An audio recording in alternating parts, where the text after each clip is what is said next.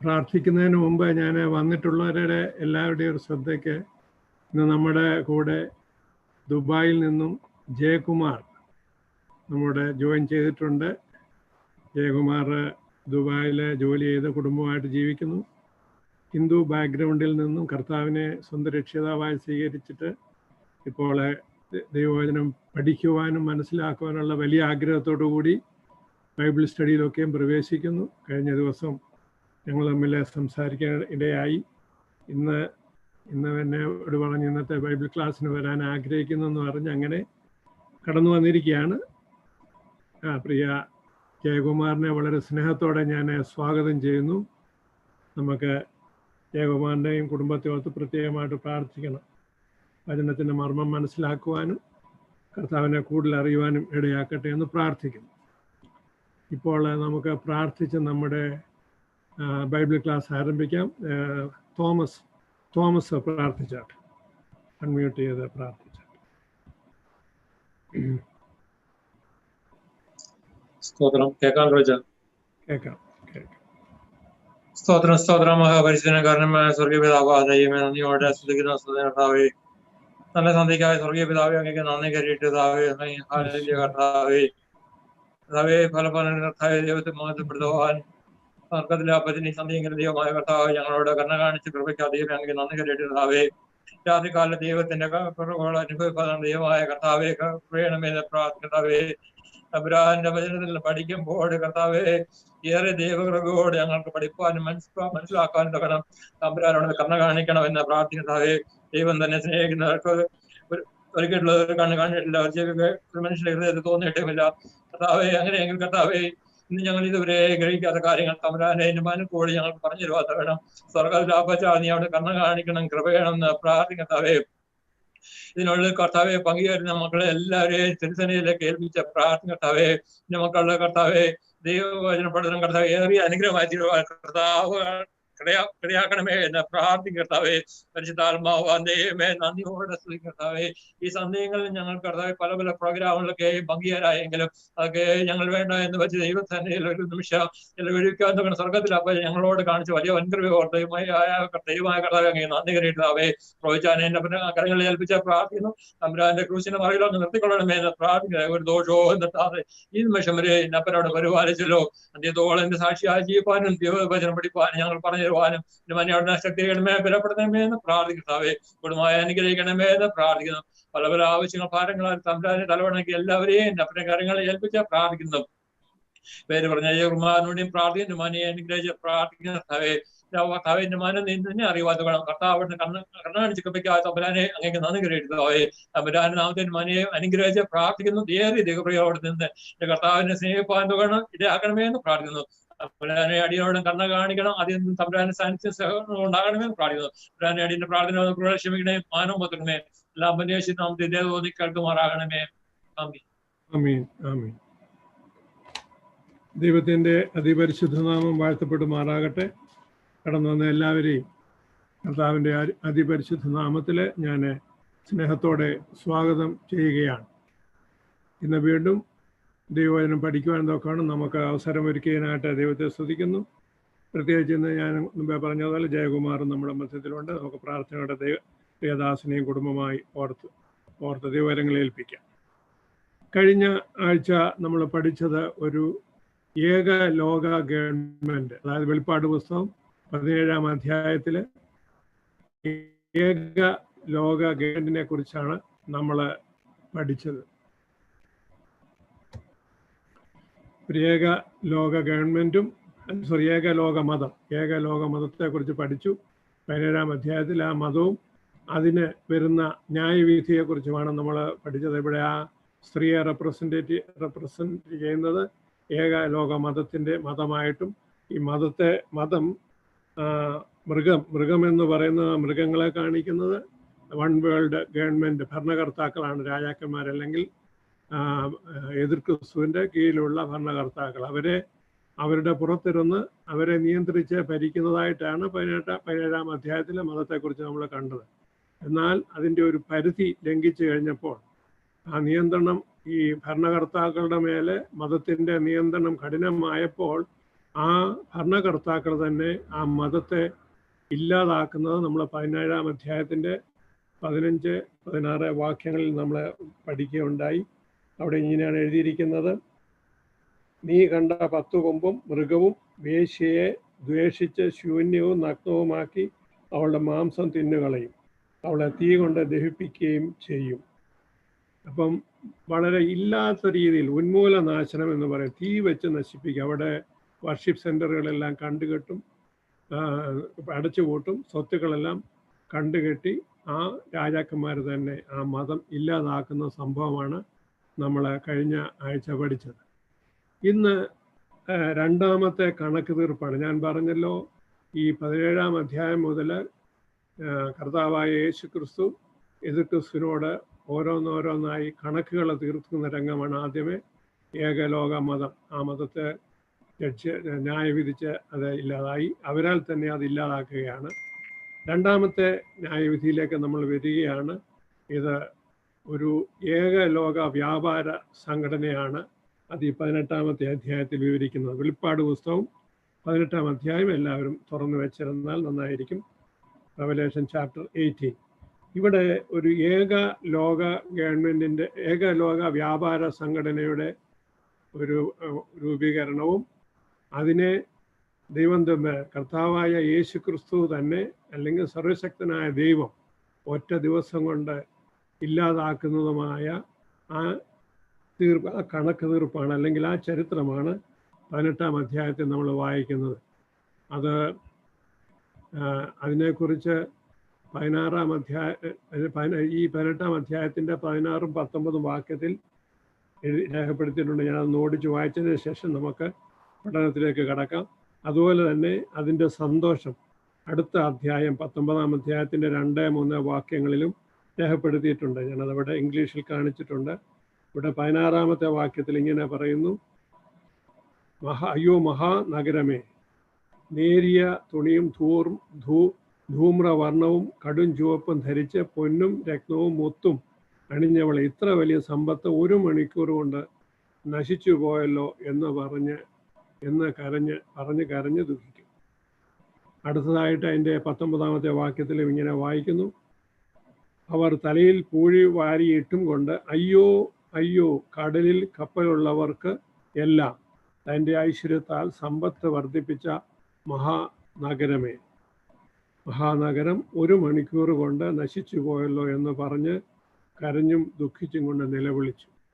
അപ്പോൾ അതിൻ്റെ ഒരു സന്തോഷം സ്വർഗത്തിൽ പറയുന്നതാണ് 19-ന്റെ 2, 3 വാക്യങ്ങൾ. വേശ്യാവൃത്തി കൊണ്ട് ഭൂമിയെ വഷളാക്കിയ മഹാവേശ്യയ്ക്ക് അവൻ ശിക്ഷ വിധിച്ചു.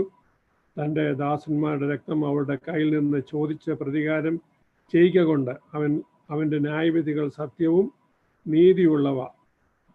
അവർ പിന്നെയും ഹല്ലേലൂയ, അവളുടെ പുക എന്നേക്കും പൊങ്ങുന്നു എന്ന് പറഞ്ഞു. 24 മൂപ്പന്മാരും 4 ജീവികളും ആമേൻ ഹല്ലേലൂയ എന്ന് പറഞ്ഞ് സിംഹാസനത്തിലിരിക്കുന്ന ദൈവത്തെ വീണെ നമസ്കരിച്ചു. ഇങ്ങനെ സ്വർഗത്തിലിപ്പോൾ ഈ വേശ്യ എന്ന് പറയുന്നത് പറഞ്ഞല്ലോ, 1 മതവും 1 വ്യാപാര സംഘടനയുമാണ്. അപ്പോൾ അതിൻ്റെ തോൽവിയെക്കുറിച്ചുള്ള സന്തോഷമാണ് ഇവിടെ രേഖപ്പെടുത്തിയിരിക്കുന്നത്. ഇത് ഞാൻ പറഞ്ഞു, രണ്ടാമത്തെ സെറ്റിൽമെൻ്റ് ആണ്. നമ്മൾ ആ പഠനത്തിലേക്ക് കയറുകയാണ്. 18-ാം അധ്യായത്തിൽ അതിൻ്റെ 1, 2 വാക്യം ഇന്ന് നമ്മൾ ആ 18-ാം അധ്യായം മുഴുവനും പഠിക്കുവാൻ ആഗ്രഹിക്കുന്നു. വേഗം തീരുമെന്നാണ് ഞാൻ പ്രതീക്ഷിക്കുന്നത്. അതിൻ്റെ 18-ാം അധ്യായത്തിൻ്റെ 1, 2 വാക്യങ്ങൾ ഞാൻ ആദ്യം വായിക്കട്ടെ. അനന്തരം ഞാൻ വലിയ അധികാരമുള്ള മറ്റൊരു ദൂതൻ സ്വർഗത്തിൽ നിന്ന് ഇറങ്ങുന്നത് കണ്ടു. അവൻ്റെ തേജസ്സിനാൽ ഭൂമി പ്രകാശിച്ചു. അവൻ ഉറക്കെ വിളിച്ചു പറഞ്ഞത്: വീണുപോയി, മഹതിയാം ബാബിലോൺ വീണുപോയി, ദുർഭൂതങ്ങളുടെ പാർപ്പിടവും സകല അശുദ്ധാത്മാക്കളുടെയും തടവും അശുദ്ധിയും അറപ്പുമുള്ള സകല പക്ഷികളുടെയും തടവുമായി തീർന്നു. ഇവിടെ ഈ വ്യാപാര സംഘടന, അതായത് ഇതിനെക്കുറിച്ച് പറയുന്നത് ഞാനത് ബ്രീഫ് ചെയ്യാം. ഞാൻ പറഞ്ഞല്ലോ, ഈ എതിർ ക്രിസ്തുവിൻ്റെ ഭരണകേന്ദ്രം യെരുശലേമും മതം ഏകലോക മതത്തിൻ്റെ കേന്ദ്രം റോമും ഈ വ്യാപാരത്തിൻ്റെ അല്ലെങ്കിൽ ഏകലോക വ്യാപാരം വേൾഡ് ട്രേഡ് ഓർഗനൈസേഷൻ്റെ അതിൻ്റെ കേന്ദ്രം ഇനിയും ഉയർന്നു വരുന്ന ഒരു ബാബിലോൺ നഗരവുമായിരിക്കും എന്നാണ് മനസ്സിലാക്കുന്നത്. ബാബിലോൺ നഗരം നശിച്ചുപോയി, അത് ഇനിയും അത് ഉയർന്നു വരും എന്നാണ് പഠനം. നമ്മൾ ആ ഭാഗത്തേക്ക് വരുന്നുണ്ട്. അപ്പോൾ അത് ഉയർന്നു വന്ന് അവിടെ ആയിരിക്കണം ഈ ഏക അല്ലെങ്കിൽ രാജ്യാന്തര വേൾഡ് ട്രേഡ് ഓർഗനൈസേഷൻ്റെ ഹെഡ് ക്വാർട്ടേഴ്സ് അല്ലെങ്കിൽ കേന്ദ്രം എന്ന് ആണ് മനസ്സിലാക്കുവാനായിട്ട് സാധിക്കുന്നത് വേദപുസ്തകത്തിൽ നിന്നും. നമ്മളെ സംബന്ധിച്ചിടത്തോളം അങ്ങനെ ഒരു നഗരം ഇനിയും വളർന്നു വരുമോ എന്നൊക്കെ വലിയ സംശയമുള്ള കാര്യമാണ്. എന്നാൽ ദൈവത്താൽ അസാധ്യമായിട്ട് ഒന്നുമില്ലെന്നുള്ളത് നമുക്കറിയാം. അങ്ങനെയെങ്കിൽ അങ്ങനെ ഒരു നഗരം വളർന്നു വരും. അതിൻ്റെ നാശത്തെക്കുറിച്ചും അതിൻ്റെ പിന്നീടുള്ള അവസ്ഥയെക്കുറിച്ചുമാണ് ഈ 1-2 വാക്യത്തിൽ ദൈവത്തിൻ്റെ ദൂതൻ ഡിക്ലെയർ ചെയ്യുന്നത്. ദൈവത്തിൻ്റെ ദൂതൻ പറയുകയാണ്, ആ മഹദിയാം ബാബിലോൺ അത് ഇങ്ങനെ വ്യാപാരമായിട്ട് ഉയർന്നു വരുമ്പോൾ അവർ തന്നെ ഇടുന്ന പേരാണ് ബാബിലോൺ ദ ഗ്രേറ്റ്, മഹദിയാം ബാബിലോൺ. അല്ല, മറ്റേ അതിനു മുമ്പുണ്ടായിരുന്ന ലോക മതത്തിന് പേരിട്ടത് മർമ്മം മഹദിയാം ബാബിലോൺ എന്നാണ്. മിസ്റ്ററി എന്നുള്ള വാക്കുകൂടെ അതിനോട് ചേർത്തിട്ടുണ്ട്. ഇതിന് മഹദിയാം ബാബിലോൺ, ബാബിലോൺ ദ ഗ്രേറ്റ് എന്ന് ആണ് ഇതിനെ പേരിട്ടിരിക്കുന്നത്. ഇതിൻ്റെ അവസ്ഥയാണ്, ഇതിൻ്റെ നാശത്തെക്കുറിച്ച് ഇവിടെ ഈ ദൂതൻ ഡിക്ലെയർ ചെയ്യുകയാണ്. ഇതിനെക്കുറിച്ച് യെരമ്യാ പ്രവാചകൻ വളരെ നാളുകൾക്ക് മുമ്പ് തന്നെ പ്രവചിച്ചിട്ടുണ്ട്. യെരമ്യാ പ്രവാചകൻ്റെ പുസ്തകം 51-ാം അധ്യായത്തിൻ്റെ 58-ാം വാക്യങ്ങൾ. ആ വാക്യം ഞാനൊന്ന് വായിക്കാം. ബാക്കി ചില റെഫറൻസുകൾ ഞാൻ ഇവിടെ താഴെ കൊടുത്തിട്ടുണ്ട്. ഒരു വാക്യം മാത്രം ഞാൻ വായിച്ചതിന് ശേഷം പിന്നെ നമുക്ക് അടുത്ത ഭാഗത്തേക്ക് പോകാം. നിങ്ങൾ ബാക്കിയുള്ള വാക്യങ്ങൾ റെഫറൻസ് ചെയ്തെടുക്കുക. അതിൻ്റെ താഴെ ഞാൻ എഴുതിയിട്ടുണ്ട്. അതെ, ആദ്യത്തെ വാക്യം മാത്രം ഞാൻ വായിക്കാം. യെരമ്യാവ് 51-58. അത് ഇംഗ്ലീഷ് രേഖപ്പെടുത്തിയിട്ടുണ്ട്. ഇങ്ങനെയാണ് വായിക്കുന്നത്. സൈന്യങ്ങളുടെ യഹോവ ഇപ്രകാരം അരുളി ചെയ്യുന്നു, ബാബേലിൻ്റെ വിശാലമായ മതിലുകൾ അശേഷം ഇടിഞ്ഞു പോകും, അതിൻ്റെ ഉയർന്ന വാതിലുകൾ തീ പിടിച്ച് വെന്തുപോകും. അങ്ങനെ വംശങ്ങളുടെ അധ്വാനം വ്യർത്ഥമായും ജാതികളുടെ പ്രയത്നം തീക്കിരയായും തീരുകയും അവർ ക്ഷീണിച്ച് പോവുകയും ചെയ്യും. ഇത് നേരത്തെ ഉണ്ടായിരുന്ന ബാബിലോണും അതിനുശേഷം അതൊരു നിഴലും ഇനിയും വരാൻ പോകുന്നൊരു പൊരുളുമായിട്ട് ഇതിനെ നമ്മൾ എടുക്കേണ്ടിയിരിക്കുന്നു. ഇനിയും യെരമ്യാവിൻ്റെ പുസ്തകം 50-ാം അധ്യായത്തിൻ്റെ 1-2 വാക്യങ്ങൾ, യെരമ്യാവ് 50-13 മുതൽ 16 വരെയുള്ള വാക്യങ്ങൾ, യെരമ്യാവ് 50-22 മുതൽ 24 വരെയുള്ള വാക്യങ്ങൾ. ഈ വാക്യങ്ങളെല്ലാം ഈ പറഞ്ഞ കാര്യം ഇവിടെ വെളിപ്പാട് 18-ന്റെ 1-2 പറഞ്ഞിരിക്കുന്ന ആ കാര്യത്തിൻ്റെ പ്രവചനമായ വാക്യങ്ങളാണ്. അവിടെ അശുദ്ധാത്മാക്കളിലെ ഒരു തടവായു, അശുദ്ധി ഉറപ്പുള്ള സകല പക്ഷികളും ഒരു ഹോണ്ടഡ് ഹൗസായിട്ട് മാറും എന്നാണ് ഇവിടെ രേഖപ്പെടുത്തിയിരിക്കുന്നത്. അതായത് നമുക്കറിയാം, സഭകളൊക്കെയും ഈ കാലങ്ങളിൽ സമ്പത്ത് വർദ്ധിപ്പിക്കാനുള്ള ശ്രമമാണ്. ഇവിടെ ഈ വൺ വേൾഡ് ഒരു ജാതിയം പറഞ്ഞില്ല, വൺ വേൾഡ് റിലീജിയൻ ഉണ്ടാകുമ്പോൾ ആ റിലീജിയൻ്റെ ഒത്താശയോട് കൂടിയാണ് ഈ വേൾഡ് ട്രേഡ് ഓർഗനൈസേഷൻ ഉണ്ടാകുന്നത്. അതിൻ്റെ ഉദ്ദേശം നമുക്കറിയാം. ഇതിൻ്റെ ഈ നാളുകളിൽ അതിൻ്റെ ചില ലക്ഷണങ്ങളൊക്കെ കാണുന്നുണ്ട്. നമ്മുടെ മാർത്തോമാ സഭയുടെ പഴയ ചരിത്രം നോക്കിയാൽ നുള്ളരിയും പിടിയരിയും പിരിച്ചാണ് സഭ വളർന്നു വന്നത്. എന്നാൽ ഇപ്പോൾ നമ്മൾ ശ്രദ്ധിച്ചു കഴിഞ്ഞാൽ സ്വത്തുക്കൾ വർദ്ധിപ്പിക്കുവാൻ തക്കോണം പലവിധമായ രീതിയിലുള്ള വരുമാനത്തിന് വേണ്ടി പല കാര്യങ്ങളും ചെയ്യുന്നുണ്ട്. ഞാൻ കുറ്റപ്പെടുത്തിയല്ല, ഷോപ്പിംഗ് കോംപ്ലക്സുകളൊക്കെ പണിയാനുള്ള താല്പര്യങ്ങളും മറ്റ് പല രീതിയിലും സഭയ്ക്ക് പണം വർദ്ധിപ്പിക്കുവാൻ പല സഭകളും ചെയ്യുന്നുണ്ടെന്നുള്ളത് നമ്മൾ മനസ്സിലാക്കണം. എന്നാൽ ഇവിടെ ഉണ്ടായ ഈ വ്യാപാര വ്യവസ്ഥിതിയെ സർവശക്തനായ ദൈവം ഒറ്റ മണിക്കൂർ കൊണ്ട് നശിപ്പിക്കുന്നത് നമുക്കിവിടെ കാണാം. ഞാൻ ആ വാക്യങ്ങൾ വായിച്ചല്ലോ. അതിൽ സ്വർഗത്തിൽ അതിൻ്റെ സന്തോഷവും ഞാൻ വായിച്ച് കേൾപ്പിച്ചു. അപ്പോൾ നമ്മൾ മനസ്സിലാക്കേണ്ടത്, ഒരിക്കലും ഒരു സഭയെക്കുറിച്ച് അതൊരു ബിസിനസ് രംഗത്തിലേക്ക് പ്രവേശിക്കണമെന്ന് ദൈവം ആഗ്രഹിക്കുന്നില്ല. ഇങ്ങനെ ഉണ്ടാകുന്ന ഈ വ്യാപാര സംഘടനയെ ദൈവം നശിപ്പിച്ച് ക്ലിയർ ചെയ്ത് എന്തിനാണെന്ന് ചോദിച്ചാൽ ഇനിയും ഒരു മിലേനിയം റൂൾ, 1000 ആണ്ടത്തെ ഒരു വാഴ്ച ഈ ലോകത്തിൽ വരുന്നുണ്ട്. അപ്പോഴത്തേക്ക് ഒരു ക്ലീനായിട്ടുള്ള പ്യൂറായിട്ടുള്ള ഒരു ഭൂമി ദൈവം തമ്പുരാൻ ഒരുക്കിയെടുക്കണം. അതുകൊണ്ടാണ് ഇങ്ങനെയുള്ള ഈ സെറ്റിൽമെൻറ്റുകളെല്ലാം ഈ 7 തീർപ്പുകൾ വരുന്നത്. ഒരു തീർപ്പ് കഴിഞ്ഞ് രണ്ടാമത്തെ തീർപ്പ് നമ്മളിപ്പോൾ പഠിച്ചുകൊണ്ടിരിക്കുന്നത്. അങ്ങനെ ഈ വ്യാപാര സംഘടനയെ ദൈവം തമ്പുരാൻ നശിപ്പിക്കുന്നത് നമുക്ക് മനസ്സിലാക്കാനായിട്ട് സാധിക്കും. ഈ ബാബിലോൺ ഒരു ഹോണ്ടഡ് ഹൗസായിട്ട് മാറും എന്നാണ് യെരമ്യാ പ്രവാചകൻ ഇവിടെ രേഖപ്പെടുത്തിയിരിക്കുന്നത്. ഇനിയും ഇതിനെക്കുറിച്ച് വളരെ രസകരമായൊരു പ്രവചനം സെക്കരിയാവിൻ്റെ പുസ്തകത്തിൽ രേഖപ്പെടുത്തിയിട്ടുണ്ട്. അത് നമുക്ക് അല്പം ശ്രദ്ധയോടെ ഒന്ന് പഠിക്കാം. ഈ വ്യാപാര വ്യവസ്ഥിതി ഉടലെടുക്കുന്നതിനെക്കുറിച്ച് സെക്കരിയാ പ്രവാചകൻ വളരെ നാളുകൾക്ക് മുമ്പ് തന്നെ വിശദമായ ഒരു പ്രവചനം നടത്തിയിട്ടുണ്ട്. അത് സെക്കരിയാ പ്രവാചകന്റെ പുസ്തകം 5-ാം അധ്യായത്തിൻ്റെ 6-7 വാക്യങ്ങൾ, 5-ാം അധ്യായത്തിൻ്റെ 6 മുതൽ ഞാൻ 11 വരെയുള്ള വാക്യങ്ങളിലാണ്. 6-7 വാക്യങ്ങൾ മാത്രമേ ഞാൻ അതിനകത്ത് രേഖപ്പെടുത്തിയിട്ടുള്ളൂ. 5 മുതൽ 11 വരെയുള്ള വാക്യങ്ങൾ ഞാൻ വായിക്കാം. അവിടെ ഞാനിത് കിങ് ജെയിംസ് വേർഷൻ്റെ ഇംഗ്ലീഷ് വാക്യമാണ് ഇട്ടിരിക്കുന്നത്. കാരണം ഈ ഏഫ എന്നുള്ള വാക്ക് അവിടെയാണ് തന്നിരിക്കുന്നത്. ഏഫ എന്നുള്ള വാക്ക് വളരെ ഇമ്പോർട്ടൻ്റ് ആണ്. മറ്റേ പുതിയ ടെസ്റ്റ്മെൻറ്റിൽ അതിൻ്റെ വേറൊരു മീനിങ് ആണ് കൊടുത്തിരിക്കുന്നത്.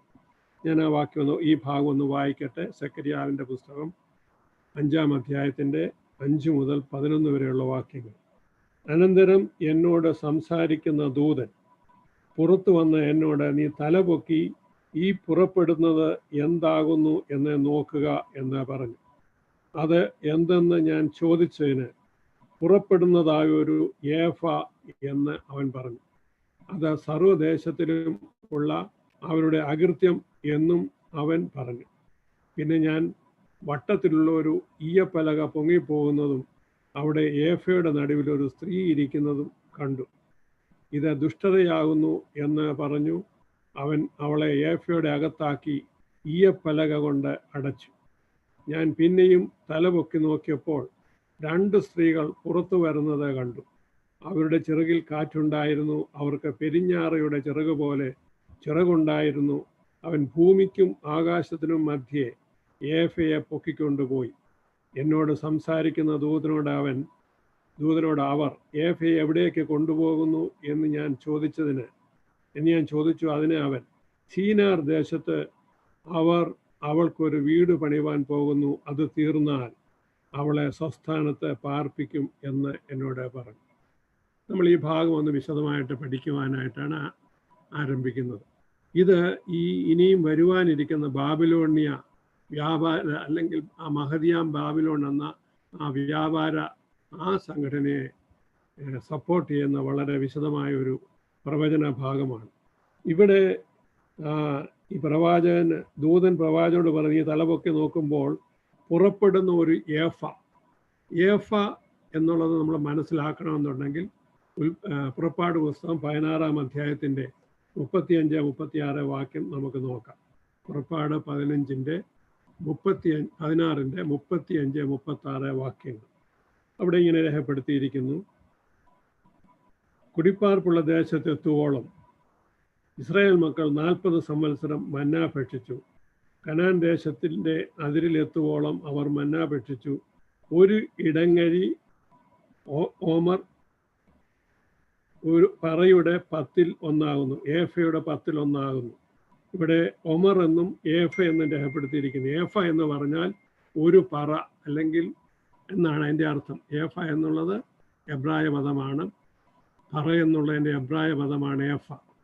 അപ്പോൾ ഏഫ എന്ന് പറയുന്നത് അളവിനെ കാണിക്കുന്നതാണ്.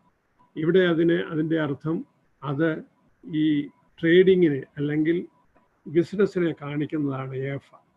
അപ്പോൾ ഇവിടെ ഈ പ്രവാചകനെ നോക്കുമ്പോൾ പുറപ്പെട്ടു പോകുന്ന ഒരു ഏഫ ഇങ്ങനെ പുറപ്പെട്ട്, അല്ലെങ്കിൽ ഒരു ട്രേഡിങ്ങിൻ്റെ ഒരു ആരംഭം, ട്രേഡിങ്ങിൻ്റെ തുടക്കമാണ് അവിടെ കാണുന്നത്.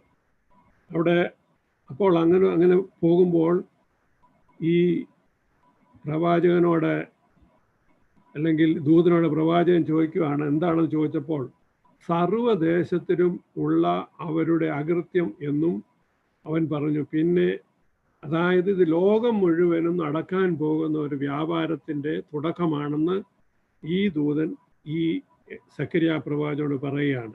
പിന്നെ അതോടെ പറയുന്നത്, അവിടെ ഏഫയുടെ നടുവിൽ ഒരു സ്ത്രീ ഇരിക്കുന്നതും കണ്ടു, ഇത് ദുഷ്ടതയാകുന്നു എന്ന് പറഞ്ഞാൽ വളരെ ഇമ്മോറലായിട്ടുള്ള അല്ലെങ്കിൽ ഒരു എത്തിക്കൽ അല്ലെങ്കിൽ യാതൊരു എതിക്സും ഇല്ലാത്ത വളരെ മോശമായ ഒരു വ്യാപാര സംഘടനയുടെ തുടക്കമാണ് ഇവിടെ കാണുന്നത്.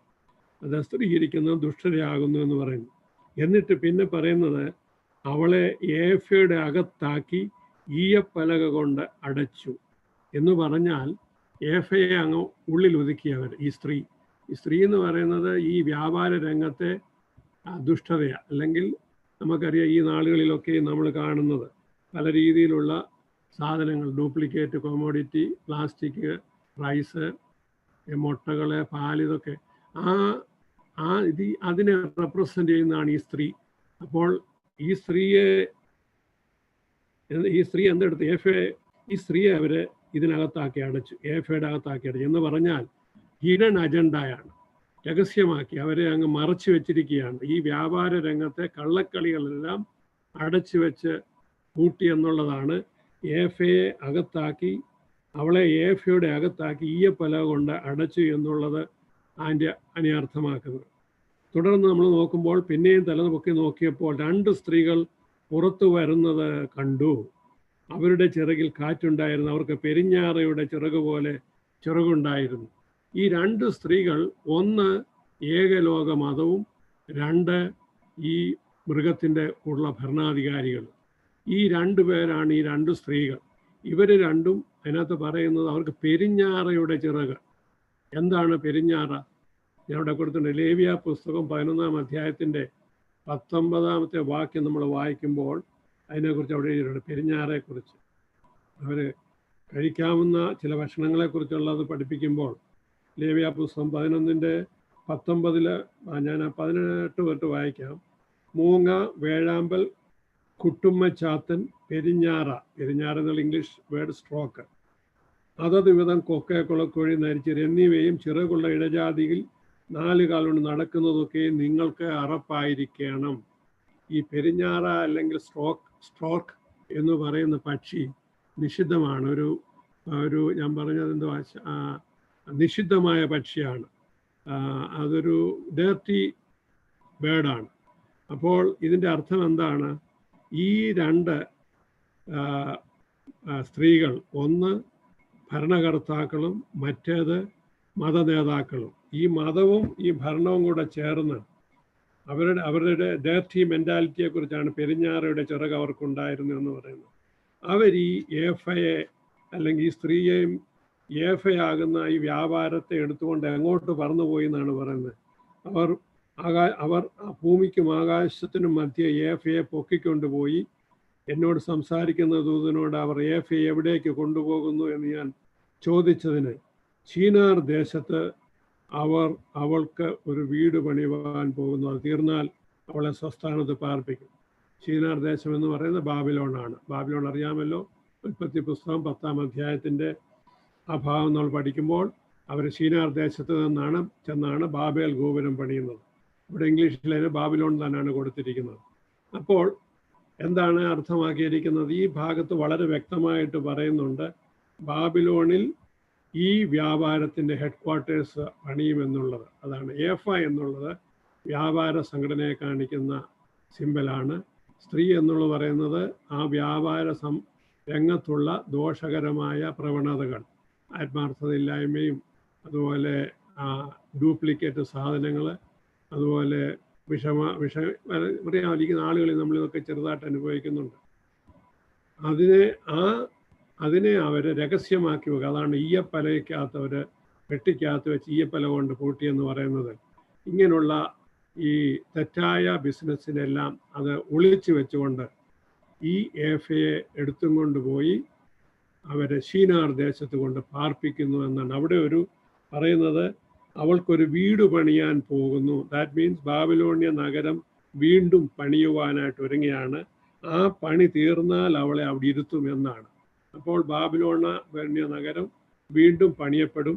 അവിടെ ഈ വ്യാജ ബിസിനസ്, ഏകലോക ബിസിനസ്സിനെ അവിടെ ഇരുത്തും എന്നാണ് ഇവിടെ പറയുന്നത്. ഈ പ്രവചനം വളരെ വ്യക്തമായിട്ട് ബാബിലോണിയ പട്ടണം വീണ്ടും പണിയപ്പെടുമെന്നും അവിടെ ബിസിനസ്സിൻ്റെ കേന്ദ്രമാക്കുമെന്നും പറയുന്നുണ്ട്. എന്നാൽ ഇപ്പോൾ നമുക്കത് വിശ്വസനീയമായിട്ട് തോന്നുന്നൊരു സാഹചര്യത്തിലല്ല ജീവിക്കുന്നത്.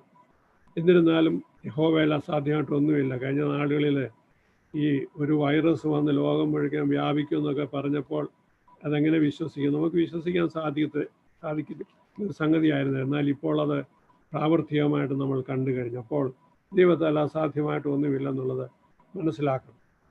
ഇനിയും ഞാൻ 1-2 വാക്യങ്ങൾ കഴിഞ്ഞ് ഇനി 18-ാം അധ്യായത്തിൻ്റെ റെവലേഷൻ 18-ാം അധ്യായത്തിൻ്റെ 3-ാമത്തെ വാക്യത്തിലേക്ക് വരാം. അവിടെ ഇങ്ങനെ രേഖപ്പെടുത്തിയിരിക്കുന്നു: അവളുടെ വേശ്യാവൃത്തിയുടെ ക്രോധമദ്യം സകല ജാതികളും കുടിച്ചു. ഭൂമിയിലെ രാജാക്കന്മാർ അവളോട് വേശ്യാസംഗം ചെയ്യുകയും ഭൂമിയിലെ വ്യാപാരികൾ അവളുടെ പുളപ്പിൻ്റെ ആധിക്യത്താൽ സമ്പന്നരാകുകയും ചെയ്തിരിക്കുന്നു. ഇവിടെ 3 തരത്തിലുള്ള അന്നത്തെ ബിസിനസ്സിൻ്റെ 3 പാർശ്വഫലങ്ങളാണ്, അല്ലെങ്കിൽ ദോഷ സ്വഭാവങ്ങൾ, ഞാൻ ക്യാരക്ടറിസ്റ്റിക് എന്നാണ് ഇട്ടിരിക്കുന്നത്. ദോഷ സ്വഭാവങ്ങളാണ് ഈ 3-ാമത്തെ വാക്യത്തിൽ വിവരിക്കുന്നത്. അത് ഞാനൊന്ന് പറയാം. 1-ാമത്തേത് അവിടെ പറയുന്നത് എന്താണ്? അവളുടെ വേശ്യാവൃത്തിയുടെ ക്രോധമദ്യം സകല ജാതികളും കുടിച്ചു എന്ന് പറഞ്ഞാൽ ലോകത്തിലുള്ള സകല ജനങ്ങളും ഈ കാണുന്ന ഈ മോശമായ രീതിയിലുള്ള ഭക്ഷണ വസ്തുക്കളുടെയൊക്കെ ഫലം അവരെ അനുഭവിച്ചു എന്നുള്ളതാണ്. നമുക്കറിയാമല്ലോ. ഞാൻ ആ ഭാഗത്തേക്ക് പിന്നെ വരുന്നുണ്ടെങ്കിൽ ഞാൻ സൂചിപ്പിക്കാം. ഈ നാളുകളിൽ ഭക്ഷ്യവസ്തുക്കളിലുള്ള ഡ്യൂപ്ലിക്കേഷൻസ് അറിയാം. പ്ലാസ്റ്റിക് അരി, പ്ലാസ്റ്റിക് മുട്ട, കെമിക്കൽ കൊണ്ടുള്ള പാല്, അങ്ങനെ എന്തെല്ലാം സാധനങ്ങൾ പല സ്ഥലങ്ങളിലും ഉൽപ്പാദിപ്പിക്കുന്നു. അതിൻ്റെ ഒരു ലാർജ് സ്കെയിലുള്ള പ്രവർത്തനമായിരിക്കും ഈ വ്യാപാര രംഗത്തുണ്ടാകുന്നത്. അന്ന് ഇതിനെ കംപ്ലൈൻറ്റ് ചെയ്യാൻ അധികാരികളെല്ലാം ഇതിന് സപ്പോർട്ടാണ്. ഇപ്പോൾ ഒരു പാവപ്പെട്ട മനുഷ്യൻ ചെന്ന് ഇതിൻ്റെ പേരിൽ ഒരു കംപ്ലൈൻറ്റ് കൊടുത്താൽ അതിന് യാതൊരു ആക്ഷനും ഉണ്ടാകത്തില്ല. കംപ്ലൈൻറ്റ് ചെയ്യുന്നതിന് പ്രശ്നമേ ഉണ്ടാകത്തുള്ളൂ. ഒരു നിസ്സഹായ അവസ്ഥയിൽ ലോകം മുഴുവനും ഇതിൻ്റെ പ്രയാസം അനുഭവിക്കും എന്നുള്ളതാണ് ഈ 1-ാമത്തെ ഭാഗം. അവളുടെ വേശ്യാവൃത്തി ക്രോധമദ്യം സകല ജാതികളും കുടിച്ചു.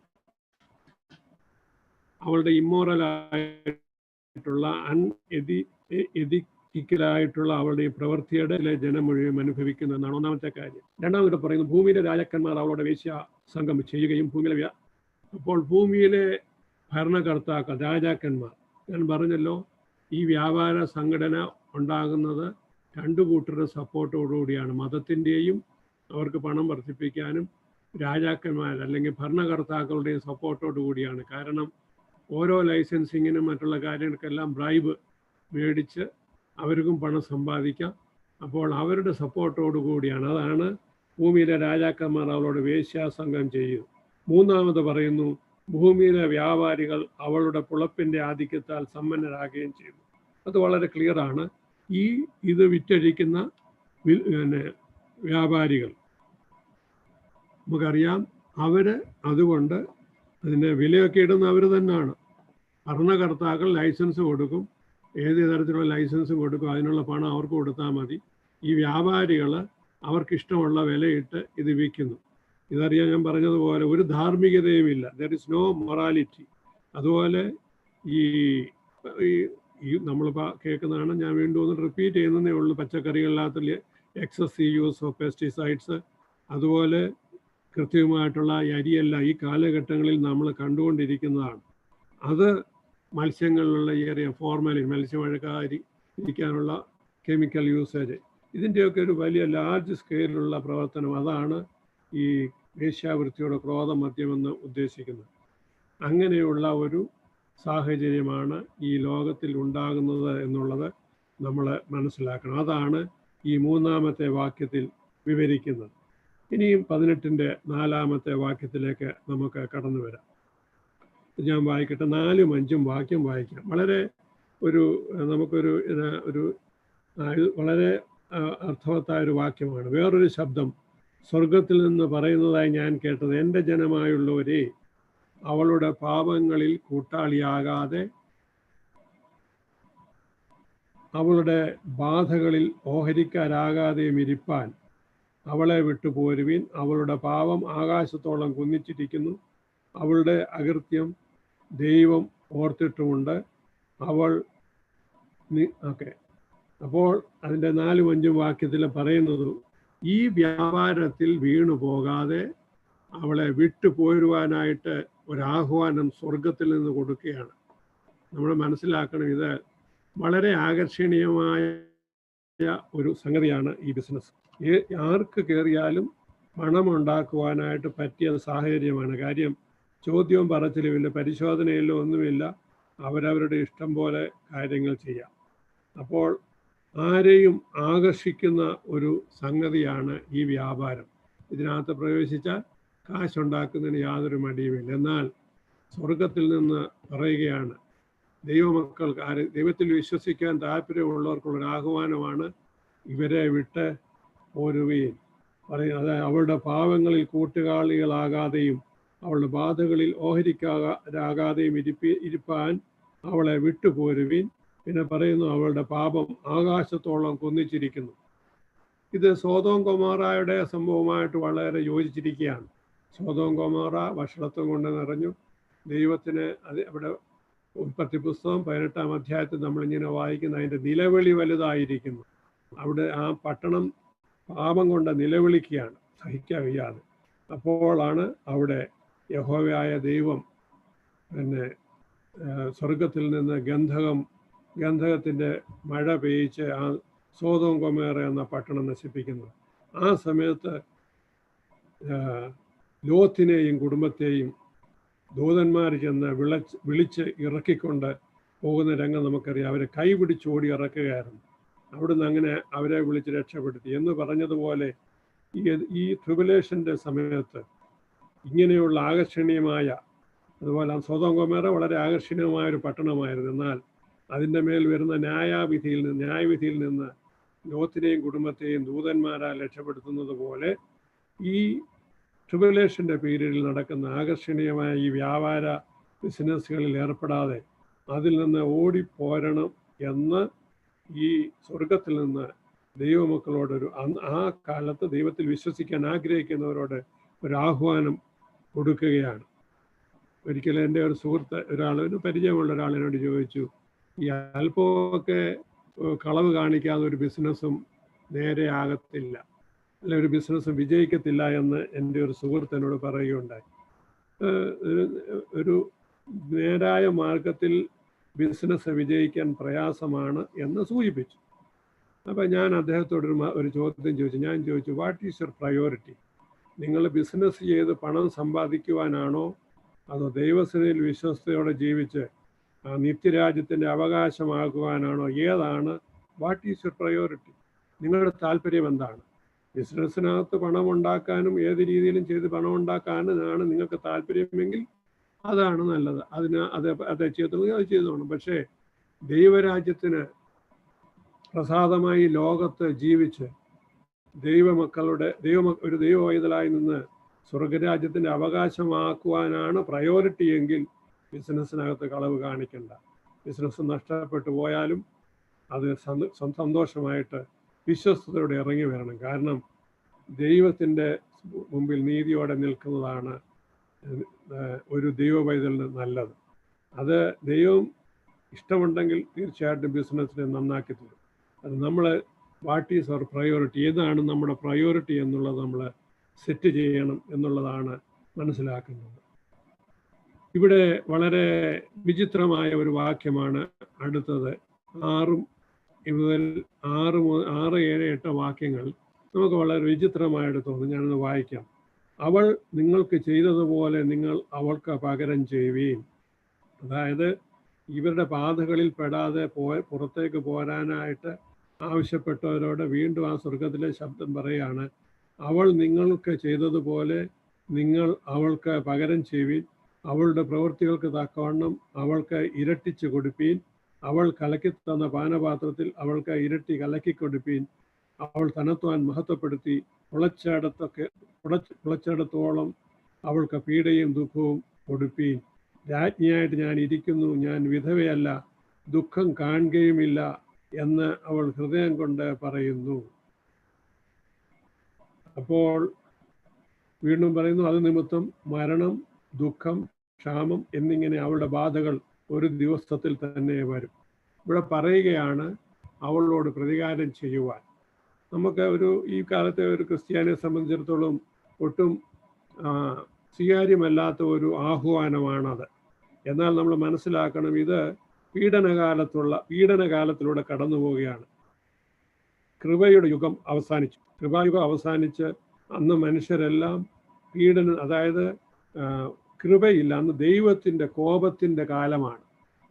യഹോവയുടെ ഡേ ഓഫ് ദി ലോർഡ്, ദൈവത്തിൻ്റെ കോപ ദിവസത്തിലൂടെയാണ് ലോകം കടന്നു പോകുന്നത്.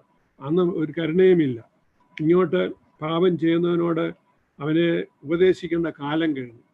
അപ്പോൾ ഇവിടെ പറയുന്നത് പാപം ചെയ്യുന്ന അവരെ അതുപോലെ തന്നെ തിരിച്ചു ചെയ്യണം. അത് നമ്മൾ ഈ 16-ാം അധ്യായത്തിൻ്റെ റെവലേഷൻ്റെ 16-ാം അധ്യായത്തിൻ്റെ 5, 6, 7 വാക്യങ്ങളിൽ നമ്മൾ അതിനെക്കുറിച്ച് വായിക്കുന്നുണ്ട്. റെവലേഷൻ 16-ാം അധ്യായം പഠിച്ചപ്പോൾ അവിടെ ഇങ്ങനെ പറയുന്നുണ്ട്.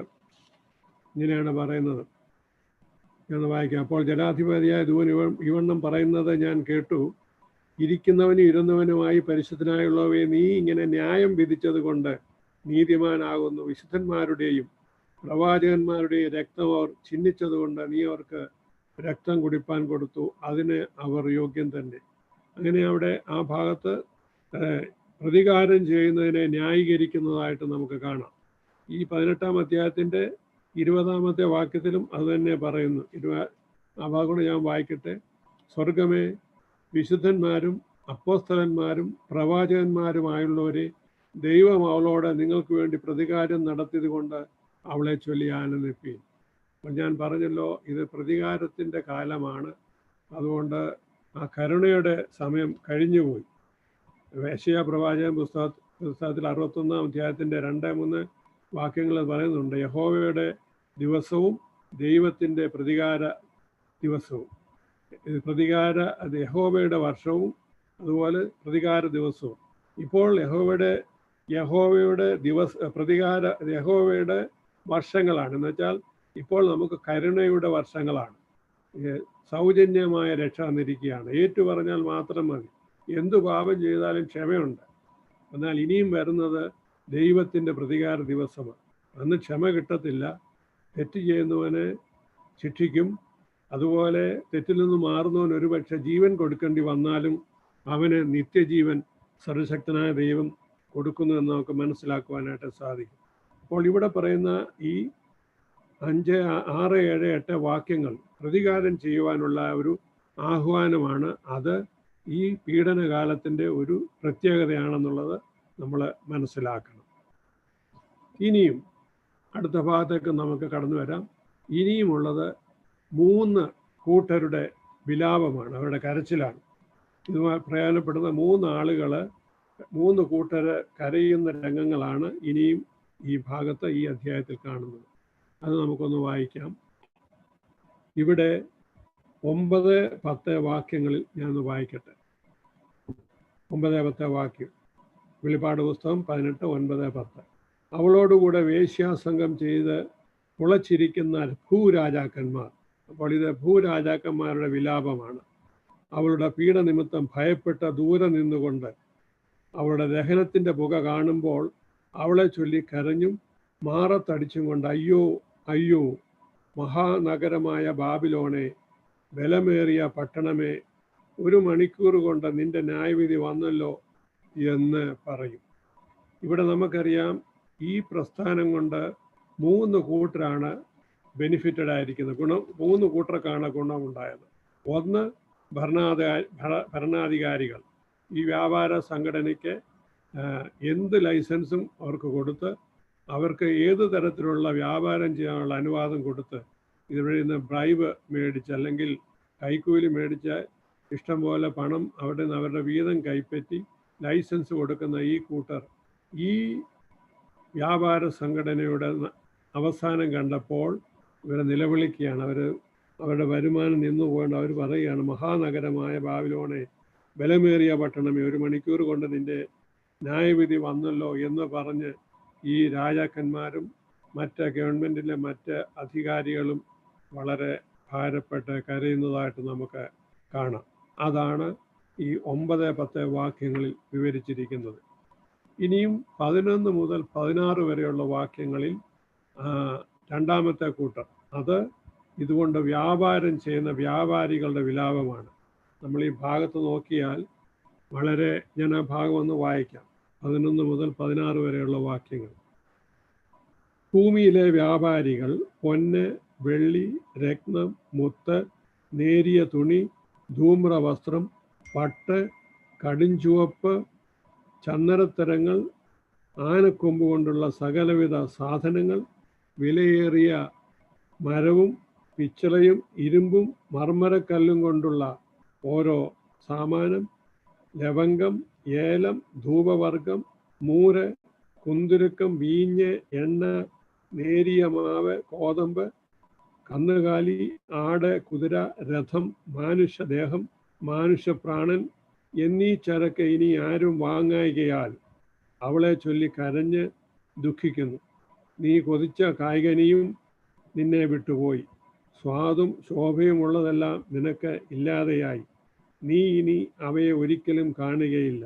ഈ വക കൊണ്ട് വ്യാപാരം ചെയ്ത് അവളാൽ സമ്പന്നരായവർ അവൾക്ക് ഉള്ള പീഡ ഭയപ്പെട്ട ദൂരത്ത് നിന്ന്, അയ്യോ അയ്യോ മഹാനഗരമേ, നേരിയ തുണിയും ധൂമ്രവർണ്ണവും കടും ചുവപ്പും ധരിച്ച് പൊന്നും രത്നവും മുത്തും അണിഞ്ഞവളെ, ഇത്ര വലിയ സമ്പത്ത് 1 മണിക്കൂർ കൊണ്ട് നശിച്ചു പോയല്ലോ എന്ന് പറഞ്ഞ് കരഞ്ഞ് ദുഃഖിക്കും. രണ്ടാമത്തെ കൂട്ടരുടെ ദുഃഖമാണിത്. വ്യാപാരികളാണ്. നമ്മളിവിടെ ഒന്ന് ശ്രദ്ധിച്ചു കഴിഞ്ഞാൽ വളരെ വിലപിടിപ്പുള്ള സാധനങ്ങളുടെ പേരുകൾ മാത്രമേ ഇവിടെ രേഖപ്പെടുത്തിയിട്ടുള്ളൂ. അപ്പോൾ വളരെ വിലപിടിപ്പുള്ള ഈ സമ്പന്നരായിട്ടുള്ള അല്ലെങ്കിൽ അധികാരികൾക്കും രാജാക്കന്മാർക്കുമുള്ള ഒക്കെയുള്ള സംഗതികളുടെ ഒരു ബിസിനസ്സാണ് ലോകമെമ്പാടും നടക്കുന്നത് എന്നുള്ളത് നമുക്ക് മനസ്സിലാക്കാൻ സാധിക്കും. പിന്നെ അവിടെ രേഖപ്പെടുത്തിയിരിക്കുന്ന 2 വാക്കുകൾ, ഒന്ന് മാനുഷ്യദേഹം, മാനുഷ്യപ്രാണം, ഓർഗൻസിൻ്റെ ബിസിനസ്.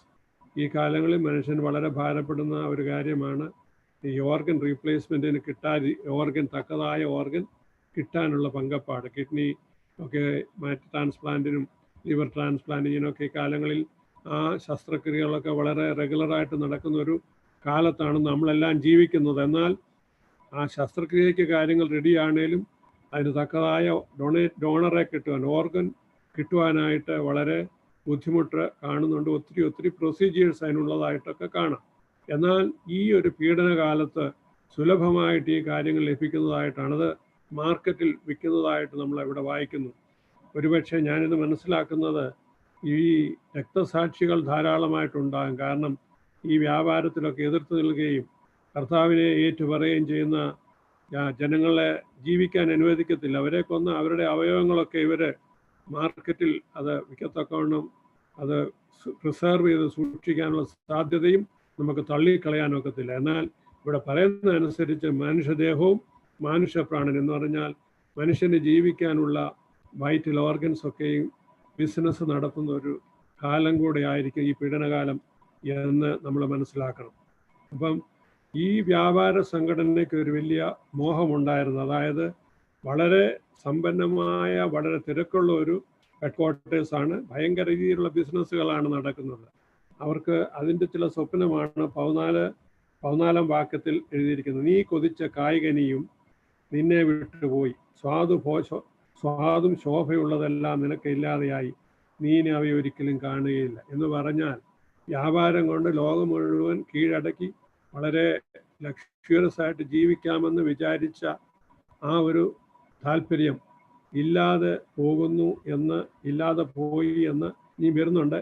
21 മുതൽ 21 വരെ വാക്യങ്ങൾ നമ്മൾ വായിക്കുന്നുണ്ട്. അപ്പോൾ ആ ആഗ്രഹം, മഹതിയാം ബാബിലോണിൻ്റെ ആ ആഗ്രഹവും നിന്നുപോയി എന്നാണ് നമ്മളവിടെ വായിക്കുന്നത്. അപ്പോൾ 3 കൂട്ടരിൽ 2 കൂട്ടരെ കുറിച്ച് പഠിച്ചു. ഒന്ന്, ഈ വ്യാപാരത്തിൻ്റെ ബിസിനസ് കൊണ്ട് നഷ്ടം വന്ന രാജാക്കന്മാർ ഒന്ന്, രണ്ടാമത് നഷ്ടം കൊണ്ടുവന്ന വ്യാപാരികളെ കുറിച്ചുള്ള വാക്യം ഞാൻ വായിക്കുകയുണ്ടായി.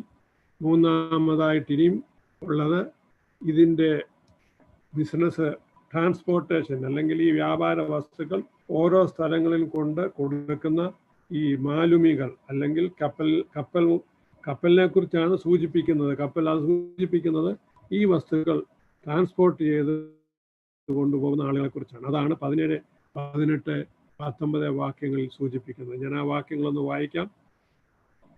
ഏത് മാലുമി എന്ന് പറഞ്ഞാൽ കപ്പലിലെ ക്യാപ്റ്റന് പറയുന്ന പേരാണ്. ഏത് മാലുമിയും അല്ലെങ്കിൽ സീമൻ, ഓരോ ദിക്കിലേക്ക് കപ്പലേറി പോകുന്ന ഏവനും, കപ്പൽക്കാരും കടലിൽ തൊഴിൽ ചെയ്യുന്നവരൊക്കെയും ദൂരത്ത് നിന്ന് അവളുടെ ദഹനത്തിന്റെ പുക കണ്ട് മഹാനഗരത്തോട് തുല്യമായ നഗരം ഏത് എന്ന് നിലവിളിച്ച് പറഞ്ഞു. ഇവിടെ പറയുന്ന ഒരു വാക്ക് ശ്രദ്ധിച്ച്, മഹാനഗരത്തോട് തുല്യമായ നഗരം, അതുപോലൊരു നഗരമെന്ന് ലോകത്തിലില്ല എന്നുള്ളതാണ് അതിൽ നിന്ന് മനസ്സിലാക്കുന്നത്. അവർ തലയിൽ പൂഴി വാരിയിട്ടും കൊണ്ട് അയ്യോ അയ്യോ, കടലിൽ കപ്പലുള്ളവർക്ക് എല്ലാം തൻ്റെ ഐശ്വര്യത്താൽ സമ്പത്ത് വർദ്ധിപ്പിച്ച മഹാനഗരം 1 മണിക്കൂർ കൊണ്ട് നശിച്ചു പോയല്ലോ എന്ന് പറഞ്ഞ് കരഞ്ഞും ദുഃഖിച്ചും കൊണ്ട് നിലവിളിച്ചു. ഇത് മൂന്നാമത്തെ കൂട്ടരാണ്. മൂന്നാമത്തെ കൂട്ടർ ഈ വസ്തുക്കളുടെ ട്രാൻസ്പോർട്ട് ചെയ്യുന്നവരാണ്. അവരും അവരുടേതായ ചാർജുകളൊക്കെയും അവർക്ക് ഇഷ്ടം പോലെ മുടക്കി ചാർജ് ചെയ്ത് ഈ സാധനങ്ങൾ ലോകമെമ്പാടും വ്യാപാരം ചെയ്തു. അവരുടെ ആ വ്യാപാരവും ഇതിന് നാശത്തോടുകൂടി ഇല്ലാതെ ആയി എന്നാണ് ഇവിടെ നിന്ന് മനസ്സിലാക്കാനായിട്ട് സാധിച്ചത്. അപ്പോൾ 3 കൂട്ടരുടെ കാര്യം ഞാൻ പറഞ്ഞു. 1, ഇതുകൊണ്ട് പണമുണ്ടാക്കിയ രാജാക്കന്മാരുടെ വിലാപം. 2, ഇതുകൊണ്ട് വ്യാപാരം ചെയ്ത വ്യാപാരികൾ, മർച്ചൻസിൻ്റെ വിലാപം. 3, ഈ സാധനങ്ങളൊക്കെ ലോകം മുഴുവൻ എത്തിച്ച് അത് ബിസിനസ്സിൽ നിന്ന് ആ ട്രാൻസ്പോർട്ടിൽ നിന്ന് നേട്ടമുണ്ടാക്കിയ ഈ ട്രാൻസ്പോർട്ട് അല്ലെ കപ്പലുടമ സീമെന്നിൻ്റെ വിലാപം. അതാണ് നമ്മൾ ആ ഭാഗത്ത് പഠിച്ചത്. ഇനിയും നമ്മൾ ചിന്തിക്കാനുള്ളത്, ഈ വ്യാപാര വ്യവസ്ഥിതിയെ ദൈവം ഏത് രീതിയിലാണ് നശിപ്പിക്കുന്നു എന്നുള്ളതാണ് ഇനി മനസ്സിലാക്കേണ്ടിയിരിക്കുന്നത്. ഇതിൻ്റെ 21 മുതൽ 24 വരെയുള്ള വാക്യങ്ങൾ, അത് അവസാനത്തെ ഭാഗമാണ്. ആ ഭാഗം ഞാനൊന്ന് വായിക്കട്ടെ. ഇവിടെ 21 മുതൽ 23 വരെയുള്ള വാക്യങ്ങൾ നമ്മൾ ശ്രദ്ധിച്ച് കേൾക്കണം. പിന്നെ ശക്തനായ ഒരു ദൂതൻ തിരികല്ലോളം വലുതായൊരു കല്ല് എടുത്ത് സമുദ്രത്തിൽ എറിഞ്ഞ് പറഞ്ഞത്, ഇങ്ങനെ ബാബിലോൺ മഹാനഗരത്തെ ഹേമത്തോടെ എറിഞ്ഞു കളയും, ഇനി അതിനെ കാണുകയില്ല. ഈ വാക്ക് 6 പ്രാവശ്യമുണ്ട്. ഇനി അതിനെ കാണുകയില്ല, ഇനി അതിനെ കേൾക്കയില്ല. ശ്രദ്ധിച്ചോണം. ഇനി അതിനെ കാണുകയില്ല. വണികന്മാർ, വാദ്യക്കാർ, കുഴലൂത്തുകാർ, കാഹളക്കാർ എന്നിവരുടെ സ്വരം നിന്നിൽ ഇനി കേൾക്കയില്ല. യാതൊരു കൗശലപ്പണിയും ചെയ്യുന്ന ശില്പിയെയും നിന്നിൽ ഇനിയും കാണുകയില്ല. തിരികല്ലിൻ്റെ ഒച്ച ഇനി നിന്നിൽ കേൾക്കയില്ല. വിളക്കിൻ്റെ വെളിച്ചം ഇനി നിന്നിൽ പ്രകാശിക്കയില്ല. മണവാളൻ്റെയും മണവാട്ടിയുടെയും സ്വരം ഇനി നിന്നിൽ കേൾക്കയില്ല. അപ്പോൾ ഇവിടെ 6 പ്രാവശ്യം never to be found again, no more, ഇനിയില്ല. അപ്പോൾ ഈ തിരികല്ല്, നമുക്കറിയാം, തിരികല്ലൊക്കെ പറഞ്ഞു കേട്ടിട്ടുണ്ട്. ഈ തിരികല്ല് കെട്ടി വെള്ളത്തിൽ കളയുമെന്ന് പറഞ്ഞാൽ ഒരിക്കലും പൊങ്ങി വരാത്ത രീതിയിൽ നശിപ്പിക്കുന്നതിൻ്റെ ഒരു അടയാളമാണ് തിരികല്ല് കെട്ടി അവനെ എറിഞ്ഞു കളയുമെന്ന് ഇവിടെ രേഖപ്പെടുത്തിയിരിക്കുന്നത്. ഈ ബാബിലോണിൻ്റെ ഉത്ഭവം നമുക്കറിയാമല്ലോ. ബാബിലോണിയ വ്യവസ്ഥിതി ആരംഭിക്കുന്നത് ചീനാർ ദേശത്താണെന്ന് ഞാൻ പറഞ്ഞല്ലോ. അവിടെ അവർ ബാബേൽ ഗോപുരം പണിത് അവർ ഒന്നിച്ചു നിൽക്കാനായിട്ട് ശ്രമിച്ചു. എന്നാൽ സർവശക്തനായ ദൈവവും അവരുടെ ഭാഷ കലക്കി അവർ ലോകം മുഴുവൻ ചിതറിപ്പോയി. അന്ന് തൊട്ട് ഈ വ്യാപാര വ്യവസ്ഥിതി ലോകത്തിൽ നിലനിൽപ്പുണ്ട്. ഈ കളിപ്പിക്കലുള്ള, അതായത് ഒരു ഫോൾസ് വ്യാപാര വ്യവസ്ഥിതി ലോകത്തിൽ നിലനിൽപ്പുണ്ട്. എന്നാൽ അത് വേണ്ട രീതിയിൽ ഉയർന്നു വന്നിട്ടില്ല. അത് ഇപ്പോഴുമുണ്ട്. അതിൻ്റെ ഒരു പാരമ്യമാണ് ഈ പീഡന അല്ലെങ്കിൽ ട്രിബുലേഷൻ ടൈമിൽ വരുന്ന ഈ വ്യാപാര സംഘടന. അന്ന് ഉത്ഭവിച്ച ആ ബാബിലോണിയൻ വ്യാപാര സിസ്റ്റത്തെ എന്നേക്കുമായിട്ട് നശിപ്പിക്കുന്ന വാക്യമാണ് ഈ 21 മുതൽ 23 വരെയുള്ള വാക്യങ്ങൾ. അതിൻ്റെ എല്ലാ തരത്തിലുമുള്ള കാര്യങ്ങളെ ഈ തിരികല്ലുകൊണ്ട് സർവശക്തനായ ദൈവം സ്ഥിരമായി അതിനെ നശിപ്പിക്കുന്നു എന്നുള്ളത് ഈ വാക്യങ്ങളിൽ നിന്നൊക്കെ മനസ്സിലാക്കാം. അത് ഈ ലോകത്തിൽ നിന്ന് ദൈവം തമ്പുരാൻ തുടച്ച് നീക്കുകയാണ്. ഇനിയും 23-ന്റെ 2-ാം ഭാഗവും 24-ന്റെ വാക്യം കൂടെ വായിച്ച് ഞാൻ അവസാനിപ്പിക്കാം. എന്തുകൊണ്ടാണ് ഇതിനെ തുടച്ചു നീക്കുവാനുള്ള ഒരു 3 കാരണം കൂടെ പറഞ്ഞ് ഞാൻ അവസാനിപ്പിക്കാം. ഇവിടെ 23-ാമത്തെ അധ്യായത്തിൻ്റെ 23-ാമത്തെ വാക്യത്തിൻ്റെ 2-ാം ഭാഗം ഇങ്ങനെ വായിക്കുന്നു: ഭൂമിയിലെ മഹത്തുക്കൾ നിന്റെ വ്യാപാരികൾ ഭൂമിയിലെ മഹത്തുക്കളായിരുന്നു. നിന്റെ ക്ഷുദ്രത്താൽ സകല ജാതികളും വശീകരിക്കപ്പെട്ടിരുന്നു. പ്രവാചകന്മാരുടെയും വിശുദ്ധന്മാരുടെയും ഭൂമിയിൽ വെച്ച് കൊന്നുകളഞ്ഞ എല്ലാവരുടെയും രക്തം അവളിലല്ലോ കണ്ടത്. ഇവിടെ 3 കാര്യങ്ങളുണ്ട്. ഒന്ന്, നിന്റെ വ്യാപാരികൾ മഹത്തുക്കളായിരുന്നു. അവിടെ ഒന്നാമത്തേത് പറയുന്നത് അറഗൻസ്, അതായത് സ്വയമേ അവരെ മഹത്വവും പുകഴ്ചയും ഏറ്റെടുത്ത വലിയ മഹത്തുക്കളായ സമ്പന്നരായ അവർ ദൈവത്തിന് മഹത്വം കൊടുക്കാതെ തങ്ങളെ തന്നെ മഹത്വപ്പെടുത്തി ആ ഒരു പ്രൈഡ്, ഒരു അഹങ്കാരമുള്ള അല്ലെങ്കിൽ അഹന്തയുള്ള ഞങ്ങൾ മഹാന്മാരാണെന്ന് വിചാരിക്കുന്ന ഒരു കൂട്ടം ആളുകളാണ് ഈ വ്യാപാരം ചെയ്തത്. ദൈവത്തിന് മഹത്വം കൊടുത്തില്ല. ഞാൻ പറഞ്ഞല്ലോ, നമ്മൾ ഏത് ബിസിനസ് ചെയ്താലും ദൈവം തമ്പുരാന് മഹത്വം കൊടുക്കണം. ദൈവമായിരിക്കണം നമ്മുടെ, അല്ലെ, കർത്താവിൻ്റെ ആ ചിന്തകളായിരിക്കണം നമ്മുടെ വ്യാപാരത്തിൽ നമുക്കുണ്ടാകേണ്ടത്. രണ്ടാമത് പറയുന്നു, നിന്റെ ക്ഷുദ്രത്താൽ സകല ജാതികളെയും സകല ജാതികളും വശീകരിക്കപ്പെട്ടിരിക്കുന്നു എന്ന് പറഞ്ഞാൽ ജനങ്ങളെ വഞ്ചിച്ചു. ഡിസെപ്ഷൻ, ജനങ്ങളെ വഞ്ചിച്ചിട്ടുള്ള ബിസിനസ്സായിരുന്നു. ആ ഒരു ഹിഡൻ അജണ്ട, അതായത് യാതൊരു ധാർമ്മിക മൂല്യവുമില്ലാത്ത ജനങ്ങളെ വഞ്ചിക്കുന്ന ഒരു ബിസിനസ് വ്യവസ്ഥയായിരുന്നു ഈ ലോക വ്യാപാര സംഘടന. മൂന്നാമത് പറയുന്നു, വിശുദ്ധന്മാരുടെയും ഭൂമിയിൽ വെച്ച് കൊന്നുകളഞ്ഞ എല്ലാവരുടെയും രക്തം അവളിലല്ലോ കണ്ടത്. ഈ ബിസിനസ്സിൽ ഏർപ്പെടാതെ അതിനെ സഹകരിക്കാതെ ഇരിക്കുന്ന, അതിനെ എതിർക്കുന്ന, ക്വസ്റ്റ്യൻ ചെയ്യുന്നവരെ കൊന്നുകളയുന്ന ഒരു രീതി, അവരുടെ ആ രക്തസാക്ഷികളുടെ രക്തവും അവരോട് കണക്ക് തീർക്കുകയാണ്. അപ്പോൾ ഇവരെ നശിപ്പിക്കാനുള്ള പ്രധാനപ്പെട്ട 3 കാര്യങ്ങളാണ് അത് രണ്ടും, ഈ 3 കാര്യങ്ങൾ. അപ്പോൾ ഞാൻ ഇന്ന് 18-ാം അധ്യായം 1 മുതൽ 24 വരെ ഏകദേശം നിങ്ങളോട് വിവരിച്ച് പറഞ്ഞു. ഇത് ലോകമെമ്പാടും ഉണ്ടാകുന്ന ഒരു വ്യാപാര വ്യവസ്ഥിതി ആണ്. അതിനെ ദൈവം തമ്പുരാൻ, മതത്തിനെ അവർ തന്നെ നശിപ്പിച്ചുവെങ്കിൽ ഈ വ്യാപാര വ്യവസ്ഥിതിയെ സർവശക്തനായ ദൈവം ഒറ്റ ദിവസം കൊണ്ട് നശിപ്പിക്കുന്നതായിട്ടാണ് രേഖപ്പെടുത്തിയിരിക്കുന്നത്. നമ്മളൊന്ന് മനസ്സിലാക്കണം, ഏത് അഴുക്ക് വ്യവസ്ഥിതിയെയും ഏത് നിമിഷവും നശിപ്പിക്കുവാൻ തക്കവണ്ണം ശക്തനായൊരു ദൈവമാണ് നമ്മുടെ ദൈവം എന്നുള്ളത് നമ്മൾ മനസ്സിലാക്കണം. ഞാനൊരു കാര്യം ഇവിടെ പറഞ്ഞ് അവസാനിപ്പിക്കാം. ഞാൻ പറഞ്ഞല്ലോ, ബിസിനസ്സിൽ ചെയ്യുന്നവരൊക്കെ ഈ കൂട്ടത്തിൽ കാണും, ജോലി ചെയ്യുന്നവർ കാണും. നമ്മുടെ പ്രയോറിറ്റി എന്തിനാണ്? ബിസിനസ്സിൽ നമ്മൾ കളവ് കാണിക്കാതെ വിജയിക്കത്തില്ല എന്ന് പറയുന്നുവെങ്കിൽ ഞാൻ ചോദിക്കട്ടെ, സ്വർഗരാജ്യം നമുക്ക് ഓഫർ ചെയ്യുന്ന നിത്യജീവനാണോ നമുക്ക് വലുത്, അതോ ഈ ലോകത്തിൽ ഉണ്ടാക്കുന്ന പണമാണോ നമുക്ക് വലുത്? നമ്മളത് ത്രാശിൽ തൂക്കിയിട്ട് ചിന്തിക്കുക, എന്തിനാണ് ഞാൻ പ്രയോറിറ്റി കൊടുക്കേണ്ടത്?